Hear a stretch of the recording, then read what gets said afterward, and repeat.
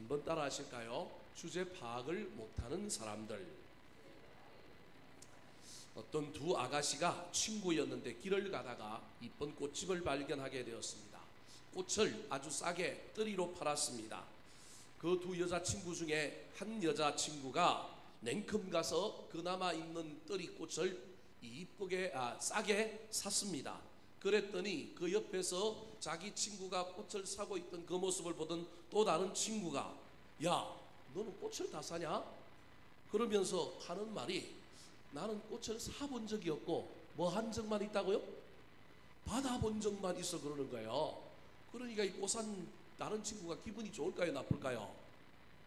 여러분은 별로 감동이 없는 것 같아요.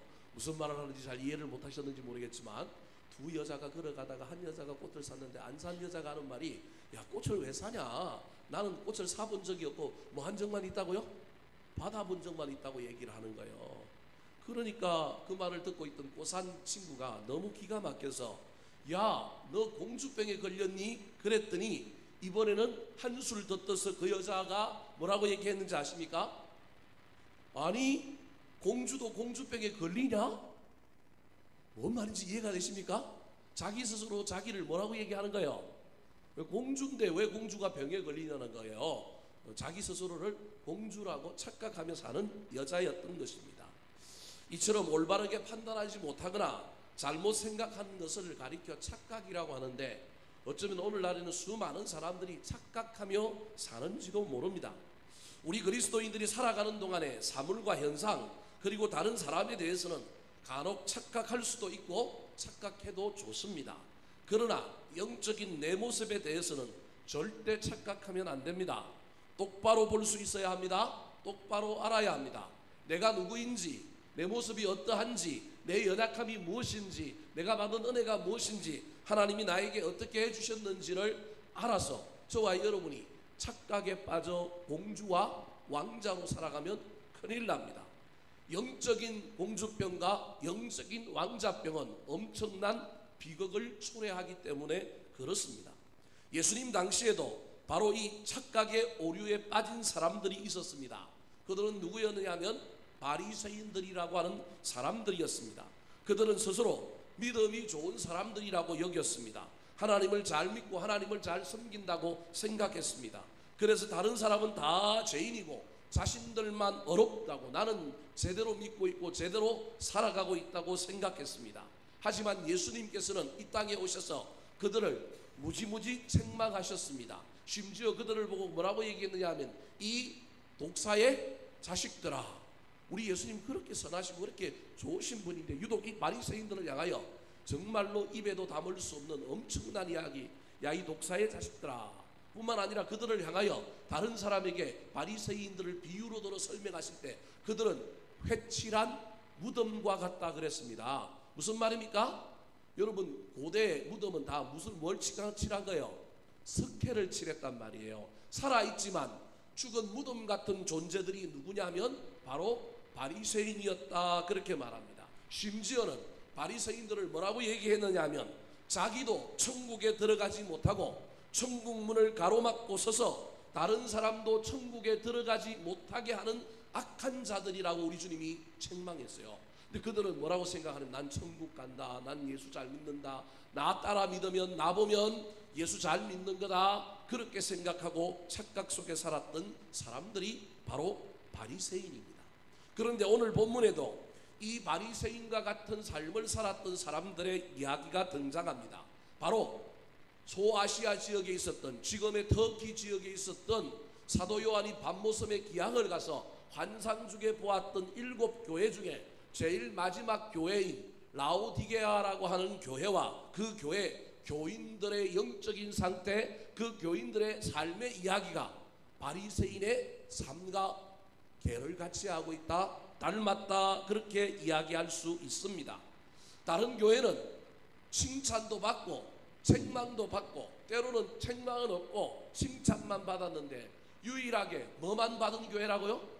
책망만 받은 교회가 어떤 교회냐면 오늘 우리가 읽었던 라오디게아 교회입니다. 그렇다면 다른 교회에 비하여 이 라오디게아 교회가 책망만 받을 수밖에 없었던, 환경을 가지고 있었느냐? 그렇지도 않습니다. 다른 교회에 비하면 정말로 그런 책망을 받을 만한 일이 없는 교회였습니다. 다른 교회는 핍박이 있었는데 이 교회는 핍박도 없었습니다. 다른 교회들은 이단이 공격해서 그 이단에 넘어가기도 했는데 여기에는 이단도 없었습니다. 다른 교회는 물질적인 어려움, 궁핍이 있었지만 이 교회는 궁핍도 없고 도리어 물질적으로 부유했습니다. 다른 교회는 교회 안에 시기와 질투, 서로 당짓고 싸우는 분란이 있었지만 이 교회는 분란도 없었습니다. 지극히 평안한 교회였고 문제가 없는 교회였습니다. 그렇다면 칭찬을 받아도 시원치 않을 판에 이런 교회가 가난하지도 않아요. 핍박도 없어요. 이단도 없어요. 교회 내부에 아무런 시기질투, 분란도 없어요. 갈등도 없어요. 그런데 이런 교회가 책망을 받았습니다. 그 책망의 내용이 오늘 본문 16절에 잘 나타나 있습니다. 얼마나 우리 주님이 책망하며 실망했는지 이 교회를 향하여, 이 교회에 대한 한마디로 이 교회를 향한 우리 주님의 평가를 기록하고 있습니다. 16절 말씀 같이 읽어볼까요? 시작. 내가 이같이 미지근하여 뜨겁지도 아니하고 차지도 아니하니 내 입에서 너를 토하여 버리리라. 내 입에서 너를 뭐 한다고요? 토하여 버리겠다. 요즘 백종원이라고 하는 사람이 골목식당이라는 걸 하면서 죽어가는 상권을 살리고 골목의 식당들을 살리는 이야기를 합니다. 그러면 가서 꼭 음식을 뭘 봐요? 맛을 보는데 어떤 식당이 맛있다 또는 좀 부족하지만 조금만 고치면 되겠다 그러는데 지금 뚝섬에서 상권을 살리는 이야기를 하는데 거기에 있는 상점들에 가서는, 식당들에 가서는 전부 음식을 먹어보고 어떻게 해요? 옛날에는 대충이라도 삼키고 그냥 좀 맛이 없지만 넘겼지만 이번에는 어떻게 해요? 음식을 뱉어버리고 있습니다. 예, 여러분들은 홀리하고 거룩해서 TV를 전혀 안 보시고 저만 TV를 보기 때문에 뭔 얘기를 하시는지 잘 모르시는 분들은 나중에 한번 잘 살펴보시기 바랍니다. 여러분, 음식으로 치면 이 라오디게아 교회가 모양은 그럴싸하고 이뻐서 그냥 그것을 덥석 먹었더니 너무도 맛이 없어서 역겨워서 토하여 빨리 뱉어버려야 할 정도라는 겁니다. 여러분, 라오디게아 교회 다른 교회에 실망하고 책망하고 낙심하여 우리 주님이 경고할 때 어떻게 경고를 했냐 하면 뭘 옮긴다고 얘기했어요? 촛대를 옮긴다 그랬어요. 그런데 촛대를 옮긴다고 하는 이 이야기보다 제가 보기엔 훨씬 더 심각하고 훨씬 더 강력한 표현이 오늘 본문에 나오는 뭐 한다는 표현이라고요? 토하여 버리겠다라는 거예요. 촛대는 옮겨도 가져오면 되고요. 촛대는 옮겼지만 다른 불을 좀 켜면 되지만 여러분, 토하여 버린 음식을 다시 먹을 수 있어요, 없어요? 없어요. 토했던 음식을 먹는 사람은 부모밖에 없는데 요즘 젊은 엄마들도 안 먹어요. 우리 집에도 한 여자분이 안 먹어요. 애들이 흘린 건 누가 먹느냐 하면 저만 먹고요. 애들이 남긴 건 누가 먹느냐 하면 저만 먹어요. 여러분, 요즘은, 옛날에는 부모들이 흘린 거 어떻게 하라 그랬어요? 주워 먹으라 그랬죠. 저도 그렇게 교육받아갖고 흘린 음식이 얼마나 아까운지 주워 먹어야 되는데 요즘은 어떻게 교육해요? 흘린 거 먹으라 그래요? 아니면 먹지 마라 그래요? 먹지 말라고 하는 시대가 되어버린 거예요. 균, 바이러스 뭐 이런 것 때문에, 건강의 문제 때문에 흘리지 마라. 근데 저는 먹지 마라 그러는데요, 저는 먹지 마라만 얘기할 게 아니라 이게 귀하고 이게 소중한데 그 귀한 것은 알아야 하지만 건강 때문에 안 먹는다라고 하는 걸 좀 부모들이 가르쳐 줬으면 좋겠어. 그냥 먹지 마라 그러니까 음식에 대한 귀한 것은 안 가르쳐 주고 건강만 따지는 것 같아서 저도 안타깝습니다. 저처럼 무조건 먹어도 안 되지만 먹지 마라고 할 때도 가르쳐 줬으면 좋겠어요. 음식의 소중함을. 음식은, 토한 것은 절대 먹으면 안 됩니다. 토한 것을 먹는 동물이 누구예요? 개라니까. 왜 개? 돼지, 이런 동물들만 토한 것을 먹지 사람은 토한 것을 먹지 않는다는 겁니다. 그러므로 라오디게아 교회의 이 영적인 맛 상태, 이 영적인 교회의 상태는 우리 주님이 다시금 교회로 받아들이지 않겠다, 다시금 하나님의 백성으로 여기지 않겠다라고 하는 엄청난 메시지가 여기에 들어있는 겁니다. 이건 예수님의 엄청난 실망이요, 엄청난 분노가 담겨 있는 표현입니다. 그렇다면 소금이 되고 빛이 되어야 할 라오디게아 교회가 왜 이렇게 우리 주님께서 맛을 보고 못 먹겠어서 그냥 토하여 버릴 정도로 이런 교회가 되었을까요? 겉으로 보기에는 그럴싸하고 건물도 있고 옷도 잘 입고 다니는 교인들이 들락날락하고 교회 빚도 없고 문제가 없는데 왜 이 교회를 우리 주님께서는 책망을 하시면서 내가 토하여 버리겠다 그렇게 말할까요? 그것은 라오디게아 교회와 그 교인들이 착각 속에서 살았기 때문에 그렇습니다. 맛있다, 멋있다, 괜찮다, 이쁘다라고 하는 말 속에 그냥 홍 넘어가서 착각과 관상에 빠져서 음식에 간을 맞추고 맛이 뭐가 부족한지를 살펴보고 새롭게 하고 깨끗하게 하고 거룩하게 하는 등 음식으로 치면 스킬을 키우고 여러 가지 것들을 잘 감당해야 되는데 그것을 마땅히 해야 할 그것을 잊어버린 채 신앙의 본질과 열심을 놓쳐버리고 겉으로 드러나는 것에 맛이 가서 문제없다, 괜찮다 그렇게 생각한 것입니다. 한마디로 자신들의 주제가 무엇인지 자신들의 영적인 상태가 무엇인지 제대로 파악하지 못한 채 산 결과가 바로 오늘 본문에 나타난 라오디게아의 교회가 우리 주님께 책망을 들은 이야기입니다. 사랑하는 성도 여러분, 그렇다면 라오디게아 교회와 그 교회 교인들이 파악하지 못했던 그들의 모습은 무엇일까요? 왜 이들의 이야기가 오늘을 살아가는 저와 여러분에게 중요할까요? 예수님 시대의 바리새인이라고 하는 사람들이 라오디게아 교회와 계를 같이 하고 있고 연관이 있다고 한다면 어쩌면 라오디게아 교회의 이야기가 시공간을 초월하여 오늘날 대한민국에 핍박도 없고 오늘날 대한민국이 너무도 잘 살아서 가난도 없고 신천지가 좀 있긴 하지만 안상홍 정인회가 있긴 하지만 이단의 문제가 우리를 크게 괴롭히지도 않고 건물도 있고 그래서 교회가 잘 살만한 하니까 어쩌면 우리도 문제없다, 우리도 괜찮다 영적인 착각 속에서 라오디게아 교회의 전철을 밟고 있을지도 모르기 때문에 이 라오디게아 교회의 이야기가 오늘 저와 여러분에게 아주 중요한 이야기인 것입니다. 예수님 당시 바리새인들, 초대교회와 라오디게아 교회 교인들 그리고 시공간을 초월하여 오늘을 살아가는 저와 여러분에게도 여전히 있는 문제, 우리가 착각하며 사는 문제, 우리가 파악해야 될 우리의 모습을 잘 파악하지 못하고 있는 문제는 무엇일까요? 오늘 본문에 나타난 세 가지 주제 파악을 못했던 사람들을 살펴볼 때 저와 여러분은 이런 사람들이 되지 말고 도리어 이와는 반대의 길을 걸어가는 아름다운 신앙의 인생들이 다 되시기를 예수님의 이름으로 축원합니다. 자, 그렇다면 라오디게아 교회에 자신들의 영적인 상태, 주제를 파악하지 못했던 사람들은 누구일까요? 따라 하시겠습니다. 미지근한 사람들. 라오디게아 교회, 아니 오늘날 한국 교회, 아니 오늘날 저와 여러분의 문제는 미지근한 것이 문제라는 거예요. 라오디게아 교회 사람들은 차지도 아니하고 덥지도 아니한 미지근한 사람들이었습니다. 왜 이런 비유를 들고 있느냐 하면 이 라오디게아 북쪽에는 히에라볼리라고 하는 도시가 있었는데 그곳에는 섭씨 90도나 되는 뜨거운 온천물이 솟아났습니다. 이 지역이 물이 귀해서 그 솟아나는 온천물을 받아서 식혀서 뭘 썼느냐 하면 식수로 사용을 했습니다.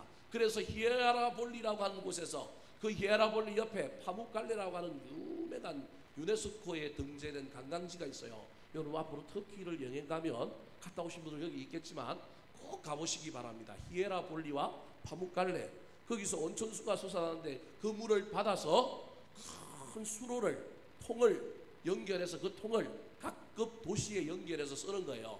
뜨거우니까 그 뜨거운 물을 그대로 받아 쓸 수 없고 받아서 모아놨다가 식으면 뭘로 쓰는 거예요?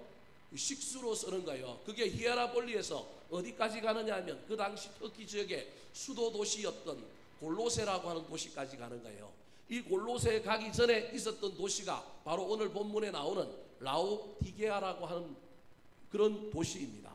자, 히에라볼리에서 뜨거운 물이 지나갑니다. 근데 이 뜨거운 물이 지나가면 지나갈수록 점점 식어가다가 이 라오디게아 지역에 오면 이 물이 뜨거운 것도 아니고 차가운 것도 아닌 미지근한 상태가 되는 거예요. 여기를 지나서 골로새에 도착하면 이 물은 무슨 물이 돼요? 차가운 물이 되는 거예요. 여러분 항시 수도는 좋은 걸 먹잖아요. 그래서 수도에 가면 우리로 치면 서울에 가면 이게 물이 완전한 물이 도착하는 거예요. 근데 이 라오디게아에 도착했던 물은 그 물을 보면 뜨겁지도 않고 차지도 않은 미지근한 물인데 온천수에는 무엇이 많이 녹아 있느냐 하면 유황이 많이 녹아 있기 때문에 그 물을 먹는 순간에 이 물은 식히고 걸러서 침전을 시키고 정수를 하면 먹을 수 있는 물이지만 그냥 먹으면 건강에는 좋을지 모르겠지만 유황이 들어있으니까 그런데 그냥 먹으면 맛이 어때요? 이거 거북한 거예요. 그래서 뭐 하는 거예요?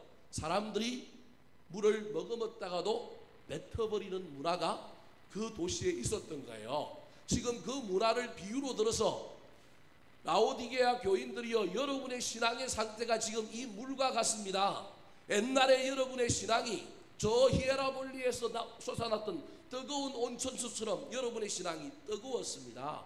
여러분의 신앙이 열정이 있었습니다. 여러분의 신앙이 열심히 있었습니다. 그런데 이제 여러분의 신앙이 지금 어떻게 돼 간다고요? 식으려고 한다는 거예요. 식지는 아니하였지만 지금 어떻게 돼요? 떳떳 미지근해서 식은 것도 아니고 뜨거운 것도 아닌 이상한 상태에 있다. 미지근하면 이상하면 바이러스가 자라는 거예요. 미지근하면 반드시 무슨 일이 일어나느냐 하면 부패가 일어나는 거예요. 차라리 뜨거운 것 그 자체나 아니면 차가운 것 그 자체는 괜찮지만 그렇지 않으면 문제가 생긴다는 것입니다. 15절 16절 말씀 같이 읽어보겠습니다. 시작. 내가 내 행위를 아노니 내가 차지도 아니하고 뜨겁지도 아니하는도다. 내가 차든지 뜨겁든지 하기를 원하노라. 내가 이같이 미지근하여 뜨겁지도 아니하고 차지도 아니하니 내 입에서 너를 토하여 버리리라. 저기 보십시오. 내가 내 행위를 아노니 이건 행위의 문제라는 거예요. 행동의 문제라는 거예요. 신앙의 태도의 문제라는 거예요. 라오디게아 교회의 신앙의 태도가 행위가 뜨겁지도 않고 뭐하지도 않다고요? 차지도 않다라는 거예요. 어중간하게 양다리를 걸치고 지금 있는 겁니다. 뜨거운데 차가운데 양다리를 걸치고 있는 거예요. 하나님은 이걸 싫어하십니다. 한쪽이 되기를 원합니다. 네가 뜨겁든지 차든지 둘 중에 하나를 하라는 것입니다. 지난달에 선교지로 출국하는 한 선교사님을 환송을 하면서 같이 식사하며 식사를 대접할 수 있는 기회가 있었습니다. 남북 정상회담 직후라서 평양냉면이 인기가 있는 시절이라서 그냥 우리 냉면 먹자 그래서 냉면 먹었는데 저는 물냉면을, 그 선교사님은 비빔냉면을 시켰습니다. 여러분, 물냉면이 차가울까요 뜨거울까요? 당연히 차갑죠. 그죠? 날씨가 더 이러니까 더 살얼음을 육수에 얼려가지고 차갑게 내보내줬습니다. 그런데 비빔냉면을 먹는 그 선교사님에게 뭐가 나와요? 육수가 나오는데 그 육수는 차가웠을까요 뜨거웠을까요? 뜨거운 거예요. 선교사님한테 저보다 나이가 어리니까 야 너 왜 비빔냉면 먹냐? 이 여름 더운데 차가운 냉면 물냉면 먹지 그랬더니 목사님 제가 선교지 어디로 갑니까? 주로 어디로 가요? 차가운 데로 가요? 뜨거운 데로 가요? 뜨거운 데로 가는데 제가 여기서 차가운 거 먹고 나갔다가 적응 못하면 어떻게 됩니까? 여기서 그냥 전 뜨거운 거 먹고 가려고 비벼갖고 막 매운 거 먹으면서 그 매운 것을 또 뭘로 다스려요? 뜨거운 걸로 다스리면서 제가 선교지 뜨거운 동남아에 가서 열심히 잘 적응하고 선교 잘 하겠습니다. 제가 이때 깨달은 거예요.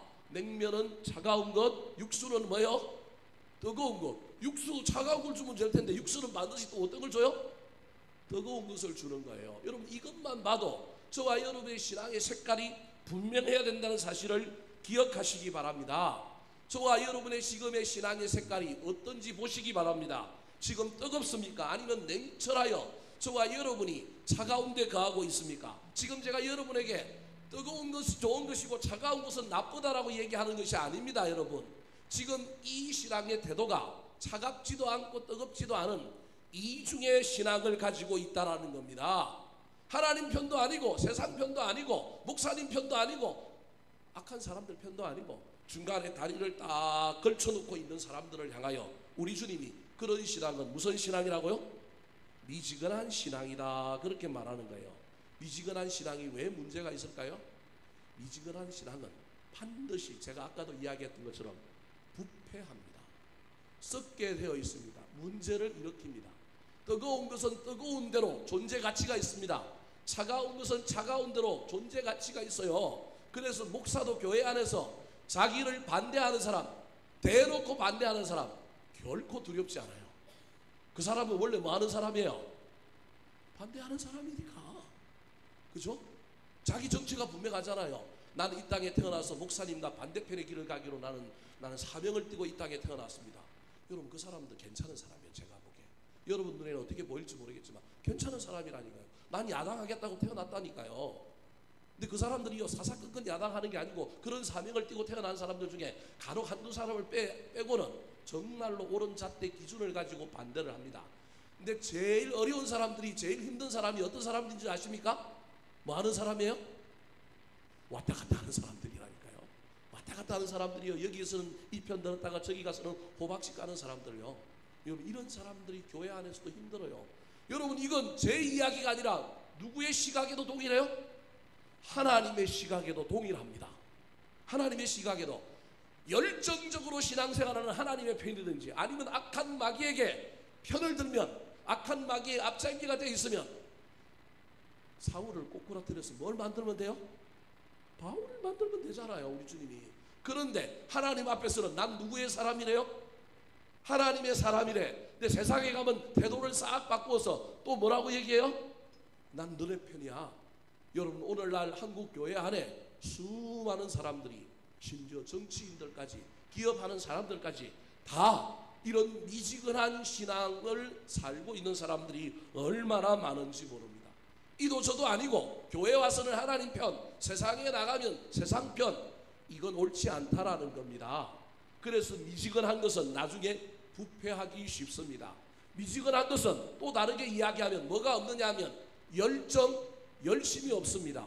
차가운 것은 차가운 나름대로 냉철한 열심이 있습니다. 뜨거운 것은 뜨거운 것 나름대로 뜨거운 열심이 있다니까요. 그런데 중간에 있는 건 아무것도 하지 않습니다. 뭐만 볼까요? 눈치만 봅니다. 눈치만 봅니다. 그래서 나중에 끝에 숟가락을 탁 얹어서 다 한 것처럼 합니다. 여러분, 신앙생활 절대 그렇게 하면 안 됩니다. 라오디게아 교회를 향하여 우리 주님께서 너희들의 신앙이 미지근하다, 정체를 밝혀라. 미지근하면 반드시 범죄하고 부패한다. 미지근한 신앙은 핵심이 뭐냐면 그 안에 뭐가 없느냐 하면 열심이 없다, 열정이 없다. 둘 중에 하나를 선택해라 말하고 있는 것입니다. 사랑하는 성도 여러분, 지금 저와 여러분의 신앙은 어떻습니까? 뜨겁습니까? 아니면 차갑습니까? 미지근하면 안 됩니다. 그래서 여호수아가 이스라엘 백성들을 가나안 땅에 잘 인도하여 정착하고 난 다음에 그의 인생 마지막에 이스라엘 백성들을 모아놓고 미지근하면 안 돼, 양다리 걸치면 안 돼, 하나를 선택해라라고 그들에게 요청합니다. 여호수아 24장 14절 말씀 시작. 그러므로 이제는 여호와를 경외하며 온전함과 진실함으로 그를 섬기라. 너희의 조상들이 강 저쪽과 애굽에서 섬기던 신들을 치워버리고 여호와만 섬기라. 우상 섬기고 하나님 섬기고 그러지 말고 둘 중에 하나만 선택해라는 거예요. 나는 하나님만 섬기겠으니 너희들도 우상 정리하고 하나님만 섬겨라. 그래서 15절에 결단을 요청합니다. 시작. 아니 여호와를 섬기는 것이 너희에게 좋지 않게 보이거든 너희 조상들이 강 저쪽에서 섬기던 신들이든지 또는 너희가 거주하는 땅에 있는 아모리 족속의 신들이든지 너희가 섬길 자를 오늘 택하라. 오직 나와 내 집은 여호와를 섬기겠노라 하니. 오직 나와 내 집은 여호와만 섬긴다. 너희도 선택해라. 하나님 아니면 저걸 섬겨야지. 이것도 섬겼다가 저것도 섬겼다가 미지근하게 하지 마라. 미지근하면 열심 없는 거다. 미지근하면 반드시 부패하여 범죄하고 징계를 받고 벌을 받게 되어 있다. 그렇게 말하는 것입니다. 사랑하는 성도 여러분, 신앙은 양다리를 걸치지 않는 것입니다. 신앙은 미지근하면 안 됩니다.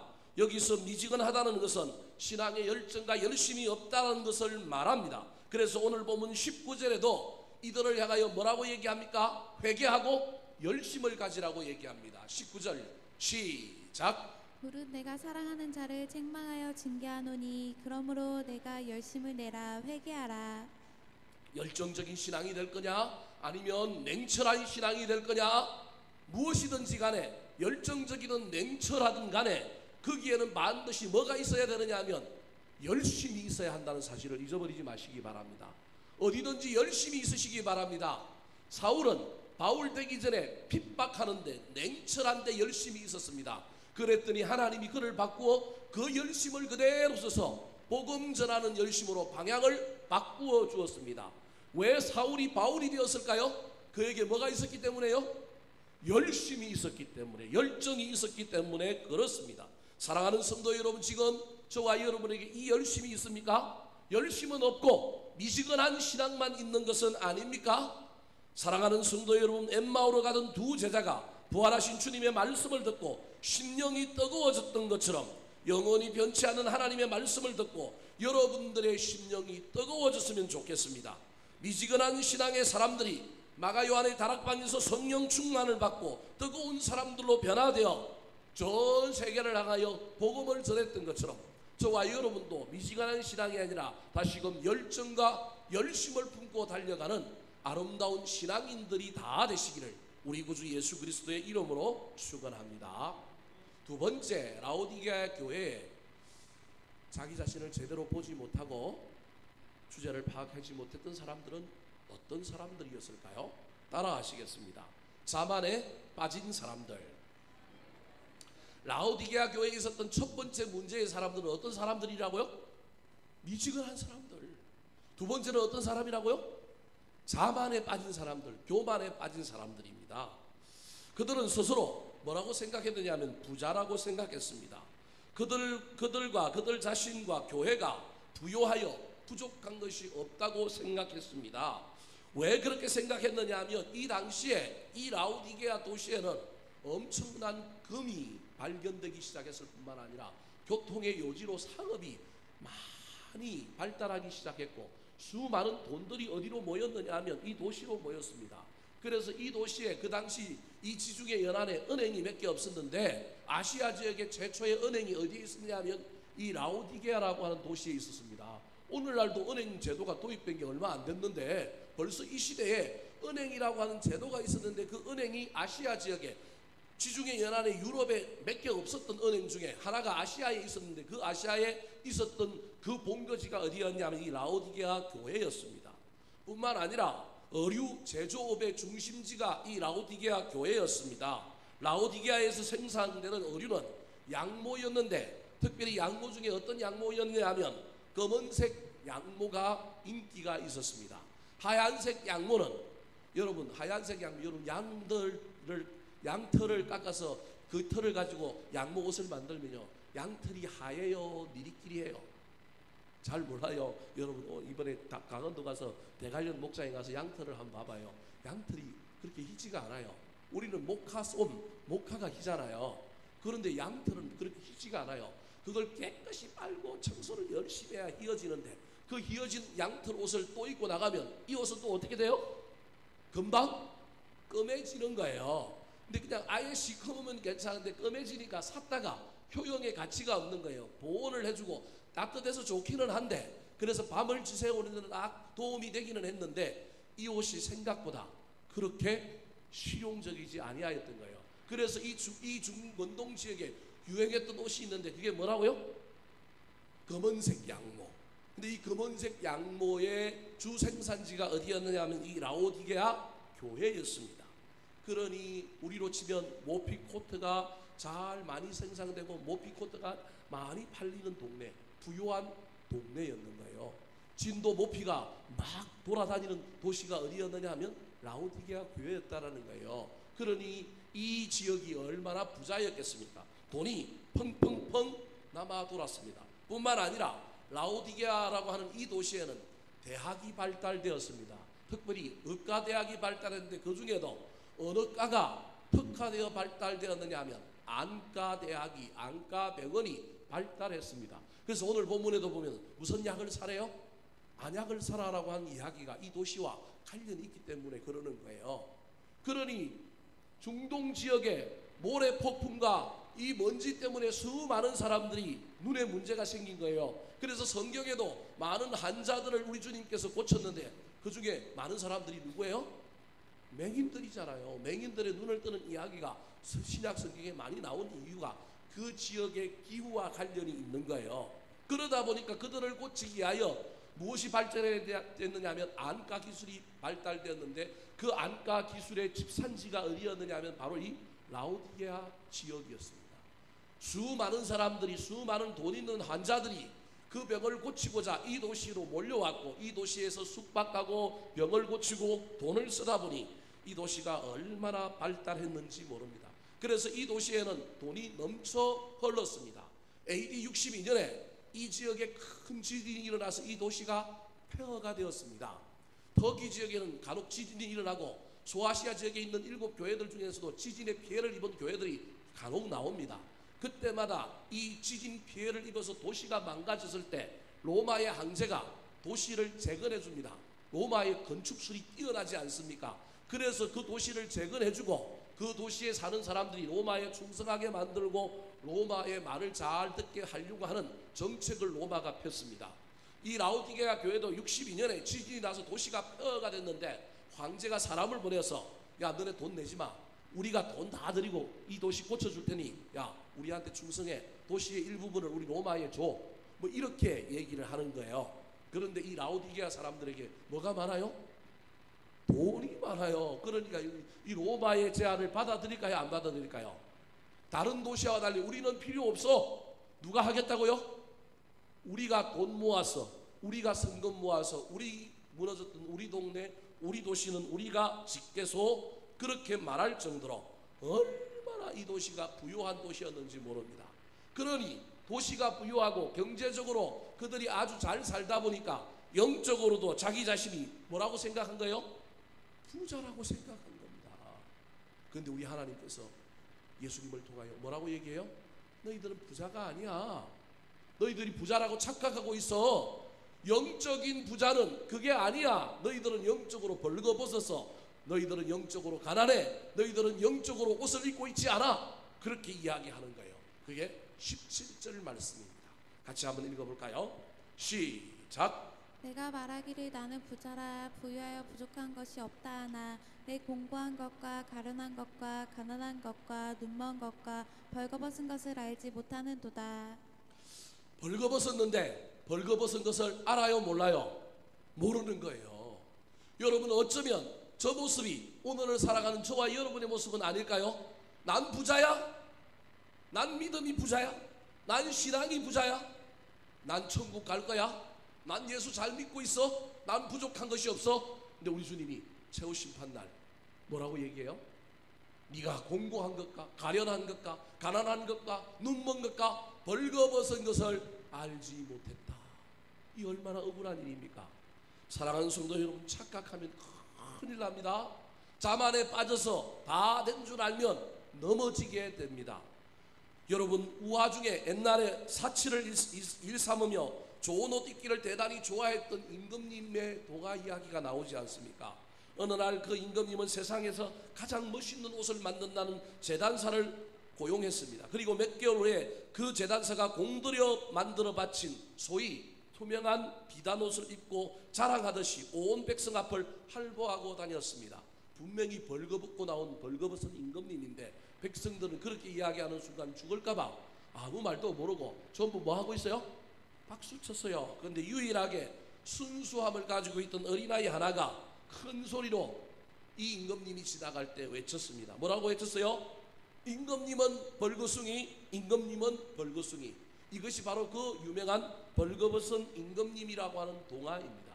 사랑하는 성도 여러분, 저와 여러분이 옷을 잘 입고 있고요, 저와 여러분이 멋지게 살고 있지만 영적으로 내가 벌거벗은 것은 아닌지 점검해 봐야 합니다. 사랑하는 성도 여러분, 어쩌면 라오디게아 교인들이 이런 착각 속에, 이런 교만과 이런 자만 속에 빠져 살았던 것입니다. 그런데 이 문제가 그들만의 문제일까요? 저와 여러분의 문제는 아닐까요?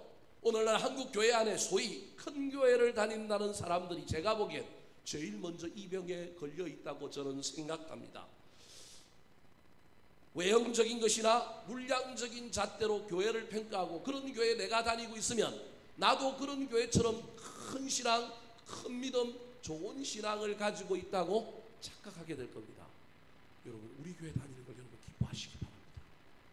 이것도 교만일지도 모르겠는데, 그러나 제가 보기엔 큰 교회 다니는 것보다 작은 교회에서 신앙생활 열심히 하는 사람들이 훗날 우리 주님 앞에 갔을 때 좀 더 덜 벌거벗은 사람으로 나타나게 될 것입니다. 큰 교회 다니는 사람들이 교회 시스템이 잘 돼 있고 건물이 좋고 좋은 목사님 설교가 있으니 훌륭한 교회다 그러니 자기도 그 교회 다니니 나는 훌륭한 교인이다 착각하게 되는 것입니다. 교인들이 스스로도 교회에 빠짐없이 출석하고 있으니 나는 잘 믿은 사람이다 그렇게 착각하는 것처럼 여러분, 몇몇 사람들이 개혁적이고 몇몇 사람들이 진보적이고 몇몇 사람들이 신앙생활을 잘하는 것 때문에 그 교회가 유지되고 그 교회가 이끌려가고 있는데 그 안에 나도 있으니 그 목사님의 후광에 그 교회 때문에 내 신앙도 그런 신앙이라고 착각하면 큰일 납니다. 그래서 늘 제가 예를 들지 않습니까? 가로등에 불이 많이 켜져 있을 때 내가 차를 운전하고 갈 때 내 차에 헤드라이트를 밝히지 않아도 나는 뭐하고 갈 수 있어요? 운전하고 갈 수 있어요. 왜냐하면 내 차에 헤드라이트를 불을 켜고 가는 게 아니라 가로등의 불빛으로 사물이 보이니까 차선 지키며 운전할 수 있는 거예요. 그런데 고난이 오고 문제가 오고 한란이 오면 가로등이 꺼지는 순간에 나는 내 차에 헤드라이트가 다 깨져 있고 불이 나오지 않은데도 불구하고 옛날에 했던 습관을 가지고 그대로 가다가 사고 나는 거예요. 그대로 가다가 큰일을 당하는 겁니다. 사랑하는 성도 여러분, 내가 지금 불을 켜고 있는지 살펴보시기 바랍니다. 영적으로 내가 벌거벗은 것은 아닌지, 내가 직분 받았다고, 내가 교회 안에서 일 좀 한다고 잘못 생각하면 큰일 납니다. 그때 라오디게아 교회 교인들을 향하여 우리 주님께서 하셨던 말씀처럼 아니야, 너는 가난하고 눈 멀고 벌거벗어서 넌 그것도 모르냐? 넌 지금 수치를 가려야 해. 넌 그것도 모르고 네가 부자라고. 이 어리석은 영혼아, 이 불쌍한 영혼아, 아 가련하다. 우리 주님께서 그렇게 책망하실지도 모릅니다. 사람은 모르지만 우리 주님은 전지전능하시기 때문에 저와 여러분의 중심을 보시고 우리의 영적인 상황이 어떠한지를 아시는 분입니다. 세상의 부유함을 자랑하지 말고 영적인 부유함을 자랑했으면 좋겠습니다. 세상의 부유함, 겉으로 드러난 부유함을 자랑했던 이 라오디게아 교회를 향하여 우리 주님께서 뭐라고 이야기하셨을까요? 그들을 너무 안타까워서 그대로 가면 벌거벗어서 너희들 죽어, 너희들 문제 생기니 빨리 좀 보완을 했으면 좋겠다. 그렇게 진단을 하시면서 대안을 주신 것이 바로 18절입니다. 같이 읽어볼까요? 시작. 내가 너를 권하노니 내게서 불로 연단한 금을 싸서 부유하게 하고 흰옷을 사서 입고 벌거벗은 수치를 보이지 않게 하고 안약을 사서 눈에 발라보게 하라. 자만에 빠지지 않고 교만하게 빠져서 벌거벗었는데도 불구하고 자기 자신을 제대로 모른 채 살아가는 신앙인이 아니라 제대로 된 신앙인이 가져야 할 세 가지가 있는데 첫 번째가 뭐라고요? 금입니다. 두 번째가 뭐라고요? 흰옷입니다. 세 번째가 뭐라고요? 안약입니다. 사랑하는 성도 여러분, 지금 저와 여러분에게 이 금이 있는지, 이 흰옷이 있는지, 이 안약이 있는지 점검해 보시기 바랍니다. 저기 금은 믿음을 상징합니다. 변치 않는 것이 금이요, 변치 않는 믿음이 나한테 있는가? 그 믿음의 부자가 진짜 부자지 물질 많은 것이 부자가 아니라는 겁니다. 특별히 그 믿음은 불로 연단한 금, 불로 연단한 금입니다. 고난도 이기고 환난도 이기고 사람들의 그 수건거림과 사람들의 비난도 다 이기는 그 변치 않는 믿음, 이 믿음이 저와 여러분의 신앙을 보증한다는 사실을 기억하시기 바랍니다. 두 번째가 자만에 빠지지 않고 교만에 빠지지 않고 신앙생활을 제대로 하는 사람이 가지고 있어야 될 것이 무엇이냐면 흰옷입니다. 여러분, 이 도시는 흰옷이 유행되는 도시가 아니라 무슨 옷이 유행되는 도시라고요? 검은색 양모 옷이 유행되는 도시였습니다. 검은색 모피코트가 많이 생산되고 그 옷을 입는 사람들인데 그 옷이 아니라 무슨 옷을 입으라고요? 흰옷을 입으라는 겁니다. 흰옷은 계시록 7장 14절에 보면 어린 양의 피에 씻어서 희게 된 옷을 이야기합니다. 회개와 은혜를 통하여 저와 여러분이 입게 되는 옷입니다. 교만에 빠지지 않고 자만에 빠지지 않고 신앙생활을 잘하는 사람은 반드시 그 삶 속에 뭐가 있느냐 하면 회개의 은혜가 있습니다. 제가 여러분에게 회개만 하는 것이 아니라 그냥 강제적으로 회개만 하는 게 아니라 회개를 통한 뭐가 있는 거라고요? 은혜. 회개함으로 우리 주님이 주시는 은혜가 저와 여러분의 검은 옷을 저와 여러분의 죄를 흰옷으로 바꾸어 주시고 저와 여러분의 거친 형상을 아름답게 바꾸어주는 놀라운 영적인 변화가 나타나는 거예요. 예수 믿었는데 영적인 변화가 없다. 그 변화는 반드시 회개와 은혜를 통하여 오는 겁니다. 여러분 변치 않는 믿음이 여러분에게 있습니까? 여러분에게 영적인 변화가 있습니까? 회개와 은혜를 통한 변화가 우리 삶에 있으면 저와 여러분은 라오디게아 교회의 책망을 듣지 않는 믿음의 사람이 될 수 있습니다. 또 다른 하나는 이 모든 문제가 자기 자신을 잘 봐야 하는데 보지 못한 문제였다라는 거예요. 그래서 세 번째 있어야 할 것이 뭐라고요? 안약을 가지라는 거예요. 왜? 안약 넣고 눈 똑바로 떠서 어떻게 하라고요? 자기 자신을 잘 보라는 거예요. 그래서 저 안약이 필요한 거예요. 저 안약이 오늘날 치면 성령 충만입니다. 성령 충만함으로 저와 여러분이 영적인 분별력과 통찰력을 가지고 하나님 발견한 사람이 나 자신을 발견할 수 있어야 합니다. 내가 누구인지, 나의 감수성, 다른 사람에게 무엇이 필요한지 타인에 대한 감수성, 우리 공동체가 무엇을 필요로 하고 원하는지를 아는 공동체적인 영적인 감수성, 영적인 분별력이 있어야 합니다. 여러분 우리 그리스도인들은 이 세 가지 분별력이 있어야 되는데 우리는 맨날 누구의 필요만 보느냐, 내 필요만 봐요. 내 필요도 보십시오. 그런데 타인의 필요도 봐야 합니다. 영적으로 공동체가 어떤 것을 필요로 하는지도 볼 수 있는 것이 있어야 합니다. 그게 영의 눈을 가진 사람입니다. 그게 영적인 분별력과 통찰력, 성령 충만한 사람의 누님을 기억하시기 바랍니다. 성령 충만하여 성령 받았다고 방언 하고요, 성령 받았다고 이상한 일을 하는데, 이상한 은사적인 것은 나타났는데 자기의 영적인 감수성이 없어. 다른 사람이 무엇이 필요한지를 알아보지를 못해. 공동체가 지금 어떤 지경에 있는지를 영적인 눈을 열어 알지도 못하고 그것을 채우지도 못한다면 그것이 어찌 성령 충만한 사람의 모습이겠습니까? 금을 사시기 바랍니다. 흰 옷을 입어서 수치를 가리십시오. 금이 있으면 부유한 자입니다. 흰 옷 입으면 수치를 가릴 수 있습니다. 그 다음에 안약을 사서 눈을 발라 뭐 하게 하라고요? 오늘 본문에 보니까 보게 하라. 금은 부요, 흰 옷은 수치를 가리는 것, 그리고 안약은 보는 겁니다. 이 놀라운 세 가지 신앙의 무기를 가지고 저와 여러분이 우리 주님께 칭찬받는 아름다운 인생, 우리 덕양중앙교회가 그런 교회가 되기를 예수님의 이름으로 축원합니다. 마지막으로 라오디게아 교회에 있었던 자신들의 영적인 문제를 제대로 보지 못하고 주제를 파악하지 못했던 사람들이 누구일까요? 따라하시겠습니다. 주님을 문 밖에 세워둔 사람들. 여러분 라오디게아 교회에 문제 있는 세 부류의 사람들을 지금 제가 여러분에게 소개하고 있습니다. 첫 번째가 어떤 사람들이라고요? 미지근한 사람들. 미지근한 사람들. 미지근하면 부패합니다. 범죄하게 되고 하나님 떠나게 되어 있다니까요. 그래서 뭘 내라고요? 열심을 내라, 열정을 품으라. 이게 대안이었어요. 두 번째가 어떤 사람이라고요? 뭐라고요? 자만에 빠진 사람들. 내가 부자다, 난 다 됐다, 난 문제 없다. 근데 그런 사람들을 향하여 아니야, 너희들은 가난해, 너희들은 벌거벗어서, 너희들은 가련해. 그런 사람들을 향하여 주님이 세 가지를 가지라 그랬어요. 그게 뭐라고요? 금. 또 하나가 뭐라고요? 흰옷. 또 하나가 뭐라고요? 안약. 여러분 이 세 가지가 있는지 잘 살펴보시기 바랍니다. 또 하나가 이 라오디게아 교회에 또 있었던 자신들의 정체성, 자신들의 본질을 제대로 파악하지 못했던 사람들이 누구냐 하면 예수님을 어디에 세워둔 사람이라고요? 예수님을 문 밖에 세워둔 사람입니다. 20절 말씀 같이 한번 읽어볼까요? 시작.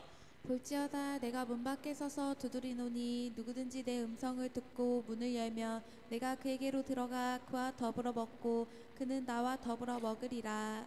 자, 우리 주님께서 지금 문 밖에 서서 뭐 한다고요? 문을 두드린대요. 여러분 영국 출신의 헌트라고 하는 화가가 저 요한계시록 3장 20절에 기초하여 멋진 명화 하나를 그렸습니다. 세상의 빛이라고 하는 그림인데요. 그 그림의 내용에 보면 예수님이 지금 문 밖에서 문을 두드리고 있어요. 저게 지금 영적인 이야기라는 거예요. 오늘날에도 주님이 지금 문을 두드리고 있는 거예요. 그런데 저 문에 뭐가 없어요? 문고리가 없어. 저 문은 어디서만 열 수 있어요? 안에서만 열 수 있어요. 저게 말이 될까요? 우리 주님은 요한계시록에도 나오지만 뭘 가지신 분이에요? 열쇠를 가지신 분이야. 천국의 열쇠를 가지신 분이에요. 우리 주님이 못 열 문이 있어요, 없어요? 없어요. 아무리 열쇠가 없다 할지라도, 문고리가 없다 할지라도, 열쇠 구멍이 없다 할지라도 우리 주님은 저 문을 통과하여 들어가실 수 있는 분입니다. 예수님의 제자들이 예수님이 십자가에 못 박히고 난 다음에 로마 군병들을 피하여 전부 숨어 있는데 우리 주님이 숨어 있는 문을 꼭 닫아놓은 그 집에 우리 주님이 그냥 그 문을 꿰뚫고 침투하셔서 나타나지 않습니까? 그런데 우리 주님이 저기서 바깥에서 저러고 있을까요? 여러분, 이 본문은 믿는 자들에 대한 이야기입니다. 믿는 자들이 믿음을 가지고 신앙생활을 하지만 자주 저와 여러분이 우리 주님을 어디로 내보낸다고요? 우리 문 밖으로 내어보내는 거예요. 예수를 믿고 예수 그리스도를 주로 주인으로 모셔드렸지만 살다 보면 저와 여러분이 주님을 자꾸 어디로 내보냈다고요? 문 밖으로 내보내는 거예요. 부부가 싸움하면 너 나가. 그래서 때로는 여자들이 쫓겨나기도 하고 또 남자들이 쫓겨나는 경우도 있고 그래요. 그러는 것처럼 우리 주님이 미안한 이야기지만 이게 쫓겨난 거예요. 능력이 없어서 그런 것이 아니고요. 여러분, 저와 여러분이 신앙생활을 하다 보면 우리가 신앙생활을 하는데 주인 자리를 주님께 내어준 것이 신앙생활이요. 우리 주님을 모시고 사는 것이 신앙생활인데 이게 불편하거든. 이게 살다 보니까 내 마음대로 살고 싶거든. 때로는 우리 주님의 뜻이 나를 부담스럽게 하거든. 내 인생에 손해를 보라고 하거든. 그래서 살짝 문을 열어놨다가 우리 주님을 슬쩍 내보내고 인생의 문을 닫아버린 거예요. 그때 우리 주님이 쓰시는 방법이 강제로 삐집고 들어오는 것이 아니라 우리에게 요구하시는 거예요. 영의 길을 열어서 내가 톡톡톡톡 문 두드리는 소리를 듣고 문 열어라. 문 열면 놀라운 일이 일어난다.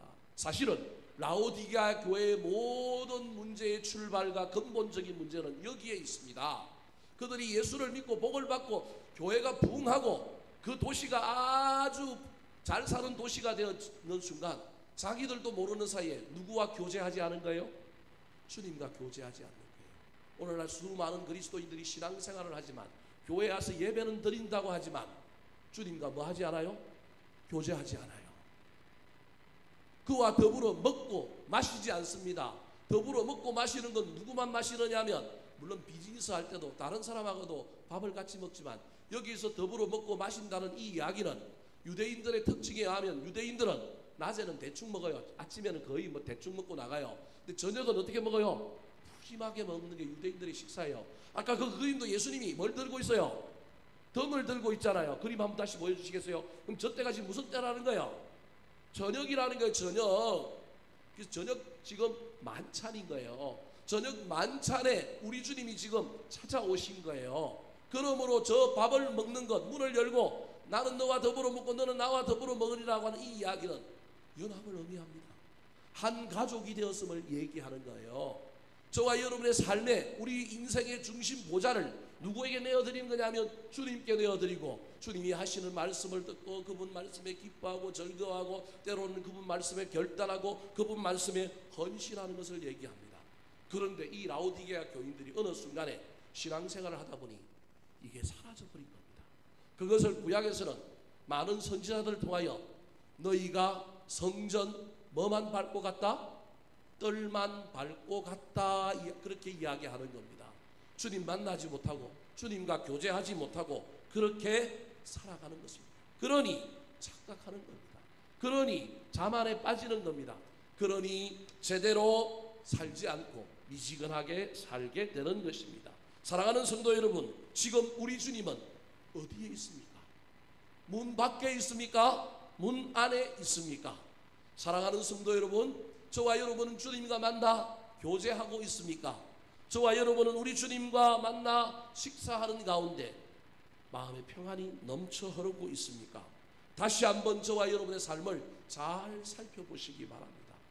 이것이 없으면 나중에 미지근한 신앙이 되고 자만에 빠져서 벌거벗었는데도 불구하고 나중에 우리 주님 호련히 오시면 나도 모르는 사이에 우리 주님이 오른편과 왼편을 구분할 때 나도 모르는 사이에 어디에 설지 모른다는 사실을 잘 기억하셔서 내가 지금 주님 만나 교제하고 있는 인생인지 아니면 우리 주님을 지금 바깥에 세워놓고 있는 사람인지 심지어는 주님의 음성은 들리는데 용기가 없어서 문 열어주지 않고 이랬다 저랬다 망설이고 있는 것은 아닌지 다시금 깨달아서 마음 문을 열고 주님을 내 인생의 주인 자리로 모시고 그 주님과 교제하며 먹고 마시는 가운데 주님이 주시는 놀라운 평안과 주님이 주시는 놀라운 은혜로 말미암아 살아가는 저와 여러분 되시기를 예수님의 이름으로 축원합니다. 한번 따라 하실까요? 주제 파악을 못하는 사람들, 미지근한 사람들,